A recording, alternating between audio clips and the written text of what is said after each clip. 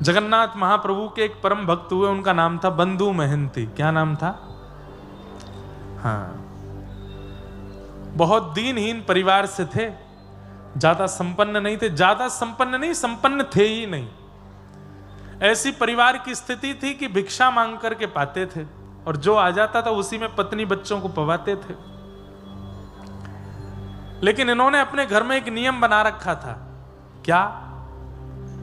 अब एक एक दो दो दिन तक भोजन तो बनता नहीं था घर में, तो पत्नी बच्चे इनसे लड़ते थे कि तुम कुछ करते क्यों नहीं हो।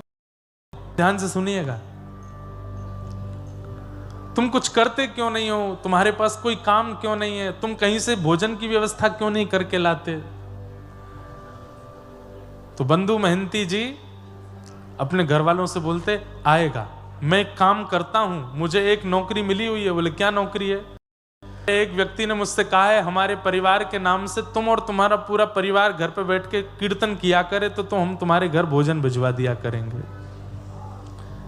तो अपनी पत्नी बच्चों से बोले कीर्तन करो, कीर्तन करो जितना हो सके। एक दिन हो जाता, रात्रि तक भोजन की व्यवस्था नहीं होती, तो पत्नी बच्चे कहते क्या नहीं, बोले कि सेठ जी प्रसन्न नहीं है कीर्तन से, इसलिए नहीं दे रहे भोजन, और करो। तो बच्चे भोजन के लोभ में खूब जोर जोर से मंजीरा बजा बजा के कीर्तन करते थे, और इतने में ही 2-4 दिन में किसी की दया आ जाती, किसी को वो थोड़ा बहुत राशन दे जाता। बोले देखा कल तुमने कीर्तन बढ़िया किया, सेठ जी ने प्रसाद भिजवा दिया, पाओ अब इसको। बच्चे लोग पाते, आराम करते, पत्नी भी प्रसन्न हो जाती। फिर भूख लगती तो कहते भजन करो, भजन करोगे तभी आएगा। तो भजन का लोभ दे करके पत्नी बच्चों से भोजन का लोभ दे के भजन करवाते थे। झूठ बोल करके, बहाना करवा करके भजन करवाते थे। सब लोग ध्यान से सुनना।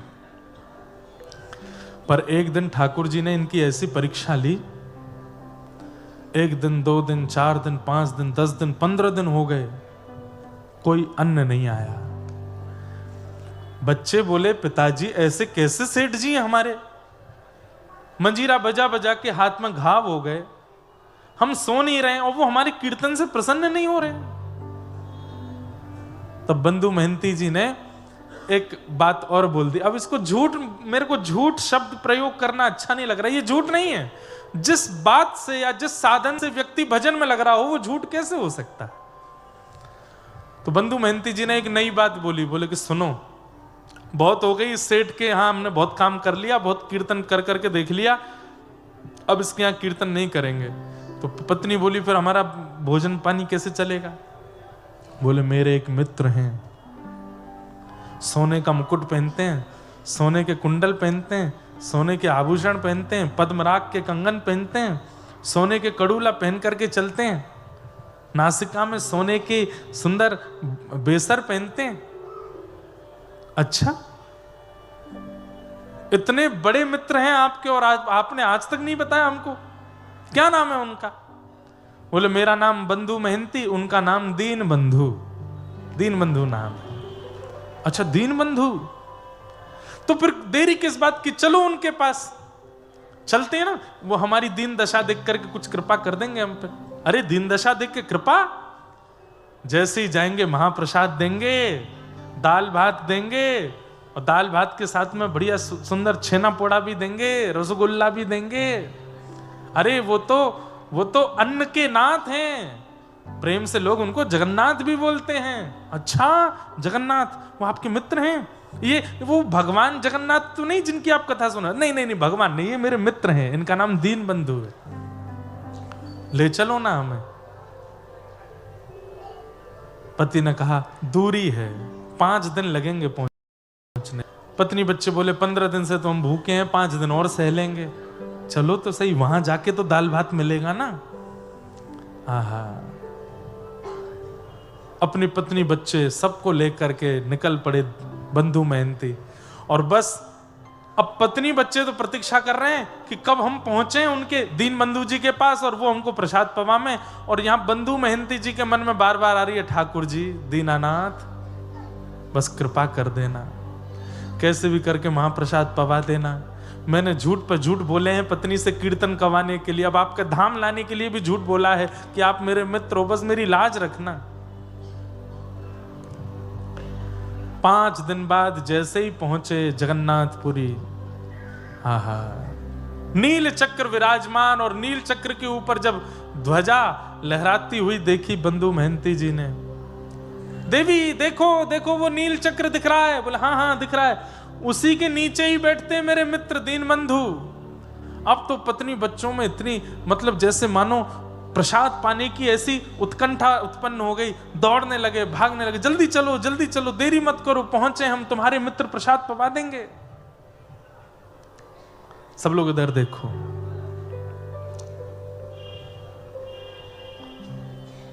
पहुंच गए। पत्नी बार बार के कहां है तुम्हारे सखा? अरे भीतर तो चलो, अभी दिखाता हूं। सिंह द्वार से भीतर प्रवेश किया, परिक्रमा करते हुए जैसे ही अंदर पहुंचे, गरुण स्तंभ के पीछे जाकर के खड़े, हजारों की तादाद में भक्त खड़े हैं। पत्नी बोलने लगी, कहां तुम्हारे मित्र? अरे देखो, मुझे देखते ही भुजा पसार करके खड़े हैं, गले मिलने के लिए, देखो कैसे बुला रहे हैं, हाथ फैला करके कह रहे हैं जल्दी आओ जल्दी आओ। बीच में सुभद्रा जी वो तुमको बुला रही हैं, और बलभद्र जी बच्चों को बुला रहे, देखो सब भुजा पसार करके बुला रहे हैं, लेकिन भीड़ इतनी ज्यादा है, इतने लोग खड़े हैं सामने, कैसे जाएंगे हम उनके पास? पत्नी बच्चे बोले, हाँ भुजा तो पसार रखी है, प्रेम तो करते हैं आपसे, पर भीड़ बहुत ज्यादा है। हाँ देवी अभी भीड़ बहुत है, अभी बाहर चलते हैं, थोड़ी देर बाहर बैठेंगे, जब भीड़ चली जाएगी, बहुत बड़े सेठ हैं दीनबंधु हमारे, मित्र हमारे, पहले सबकी सुन लेंगे, हम तो घर के हैं, मित्र हैं, सबसे मिलने के बाद हमसे मिल लेंगे वो। पत्नी मान गई, हाँ हाँ ठीक है। अब यहाँ तो भीड़ ही खत्म नहीं हो, चलते चलते चलते बच्चे बेचारे थक गए, चल के आए इतनी दूर से, भूखे प्यासे सो गए, बच्चों के सोते ही माँ भी सो गई, और वहां बंधु महंती जी हाथ जोड़ करके बस नेत्रों से आंसू बहा रहे हैं, जगन्नाथ जी बस कृपा कर दो, कैसे भी करके मेरी पत्नी और बच्चों के चित्त में जो ये विश्वास मैंने प्रकट कर दिया है, इस पर मोहर लगा दीजिएगा, नहीं तो अगर कहीं इनको पता चला कि आप परमात्मा हो, मेरे मित्र नहीं हो, तो ये आपका भजन करना बंद कर देंगे, और बस थोड़ा सा प्रसाद पवा देना। मंदिर बंद हो गया।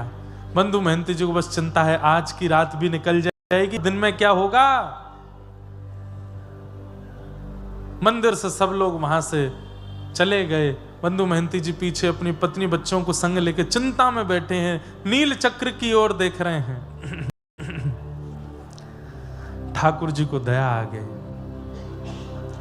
और तुरंत ठाकुर जी, महाप्रभु जगन्नाथ जी अपने रत्न वेदी से उतर करके बाहर आए, मंडप से निकल के सीधे रसोई घर में गए, अपने गले का फेंटा लेकर के कमर पे बांधा, और ढूंढने लगे कहां है सामग्री। स्वर्ण का थाल जिसमें महाप्रभु जी प्रसाद पाते हैं, उस थाल को लेकर के हंडियों से सुंदर महाप्रसाद, उसमें दाल माँ और कटहल की सब्जी और जितने सामग्री महाप्रसाद में बनती हैं, सब सामग्रियां तैयार करके, लड्डू पेड़ा आदि सब बिल्कुल जमा करके, खूब सारा प्रसादी लेकर के, और बिल्कुल अपने कमर पर अपने कंधे पर रख करके, और ठाकुर जी एक रूप बदल करके कमर पर हाथ धर के, और मंदिर के चारों ओर ढूंढने लगे, अरे भैया कोई बंधु महंती नाम का भक्त है क्या?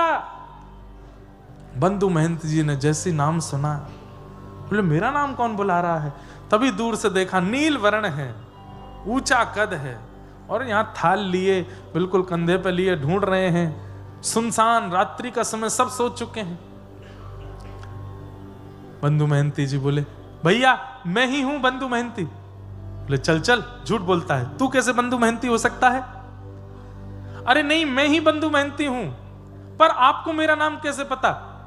अरे क्या बताऊं, मैं महाप्रभु जगन्नाथ जी की सेवा में रहता हूं, सेवा करके अपने घर चला गया, रात्रि में जाके जैसे ही सोया तो महाप्रभु जी स्वप्न में आ गए। स्वयं जगन्नाथ जी बोल रहे हैं, महाप्रभु जी स्वप्न में आए, और स्वप्न में आकर के अपने सुदर्शन चक्र को मुझे दिखाने लगे। बोले मेरा सखा आया है, मेरा मित्र बंधु महंती आया, और अभी तक भूखा बैठा है, उसको किसी ने महाप्रसाद नहीं पवाया, तुम जाके उसको महाप्रसाद पवाओ, नहीं तो मेरा सुदर्शन चक्र चला कर जल करके पूरे तीर्थ क्षेत्र में जितने लोग हैं सबका वध कर देगा। डर के मारे भैया मैं तो आया हूं, पर तुम सखा तो लगते नहीं उनके। बंधु महंती जी रोने लगे, बोले मैं ही सखा हूं, मैंने उनको हृदय से सखा माना है। अच्छा तुम सखा हो? बोले हाँ। तो पूरे विश्व को पता है कि उनका नाम, उन्होंने मुझे स्वप्न में बताया था कि तुम उन्हें किसी और नाम से पुकारते हो, वो नाम बताओ। बंधु मेहंती जी बोले दीन बंधु। जैसे ही कहा दीन बंधु, ठाकुर जी थाल लेकर, अरे हाँ यही तो नाम है उनका, यही तो नाम बताया था। पूरा विश्व उनको जगन्नाथ कहता है, पर वो स्वप्न में बोल के गए थे मेरा मित्र बंधु मेहंती मुझे दीन बंधु बोलता है। बंधु मेहंती जी बोले सच में उन्होंने आपसे स्वप्न में कहा कि मैं उनका सखा हूं? बोले हाँ। बोले क्या मेरी पत्नी बच्चों को बता दोगे यही बात बिल्कुल कि मैं उनका सखा हूं, ऐसा उन्होंने बताया। पत्नी बच्चों को उठाया रात्रि में और देखो देखो कौन आया, और इनको पूरी बात बताओ, बस इनके चित्त में ये विश्वास प्रकट करा दो कि वो मुझे अपना सखा मानते हैं। बोले कि हाँ उन्होंने सखा माना है और ये प्रसादी भेजी है। प्रसादी पे से वस्त्र हटाया, आहा इतना प्रसाद, अद्भुत प्रसाद। बंधु मेहंती जी और पूरा परिवार ठाकुर श्री जगन्नाथ जी के निज थाल में बैठ करके पा रहे हैं। और इतने में जगन्नाथ जी बोले अच्छा मैं चलता हूं, मेरे जाने का समय हो गया, सुबह उठ करके थाल धो धा करके भीतर दे जाना, ठाकुर जी का है। बंधु मेहंती जी बोले ठीक है। ठाकुर जी जाकर के व्यवस्थित हो गए। यहां सुबह जैसे ही द्वार खुले और ठाकुर जी का मंगला भोग लाने के लिए थाल ढूंढा गया, थाल ही नहीं मिले। कैसे ठाकुर जी खेलते हैं। पूरे जगन्नाथपुरी में हल्ला हो गया, ठाकुर जी का रत्न थाल खो गया, ठाकुर जी का रत्न थाल किसी ने चुरा लिया। इतने में बंधु मेहंती जी बढ़िया मांज मूंज करके बढ़िया साफ करके और सिर पर धर के थाल लेकर के आ रहे थे। जैसी थाल पर दृष्टि पड़ी सब पुजारी दौड़े, ए तो जगन्नाथ महाप्रभु का थाल है, तुम कहां से लेकर के गए? बोले रात में इसी में तो महाप्रसाद पाया था हमने। एक पुजारी जी थे लंबे से चौड़े से नीले नीले से, वही दे के गए।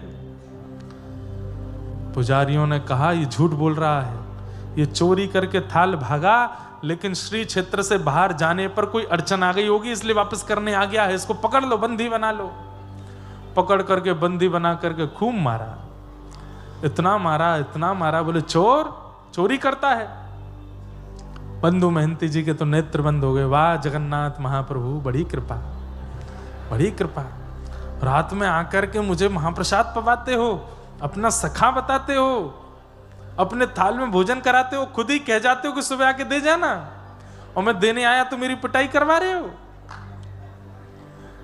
ठाकुर जी ने तुरंत पुरी के राजा को स्वप्न आदेश किया कि मेरा सखा है बंधु मेहंती, उसको पुजारी लोग मार रहे हैं, तुम जाकर के अभी रोको और उसको जो दंड दिया है, उसको जो पीड़ा दी है, उसकी भरपाई करो। बोले क्या?